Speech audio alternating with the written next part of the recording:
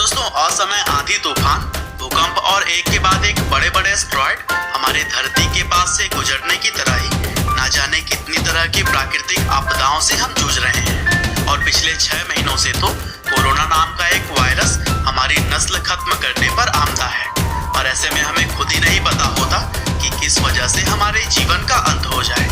लेकिन दोस्तों, दुख वाली बात तो यह है कि इतने सारे परेशानियों को झेलने के बाद भी बहुत सारे लोगों के पाप अभी भी कम नहीं हो रहे, क्योंकि इंसानों ने ही कहीं जंगल जलाए तो कहीं पहाड़ तोड़े।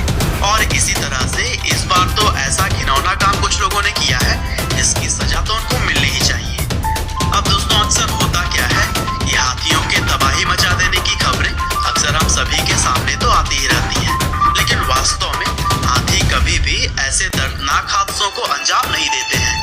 वह तो कोई इंसानी पाप ही होता है जो कि जानवरों को जानलेवा बनने के लिए उकसाता है।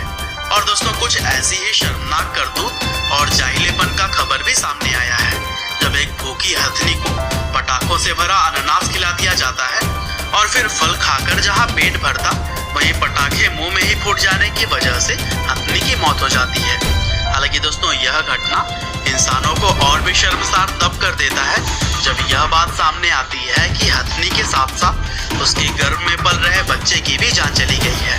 दरअसल यह घटना है उत्तरी केरल के मलप्पुरम जिले की, जहां पर एक मादा हाथी खाने की तलाश में भटकते हुए जंगल के पास के एक गांव में आ जाती है और फिर कई दिनों तक वह भूखे पेट गांव के आसपास ही घूमती रही। हालांकि तभी कुछ बेहद ही घटिया लोगों ने उस हथनी को पटाखों से भरा हुआ अनानास खिला दिया, जिससे कि वह पटाखे मुंह में जाते ही ब्लास्ट हो गए और वह गर्भवती हथनी बहुत ही बुरी तरह से जख्मी हो गई। हालांकि वह अपने बच्चे के लिए अभी भी जिंदगी जीने का प्रयास कर रही थी, लेकिन अगले 3 दिनों तक वह कुछ भी खा नहीं पाई।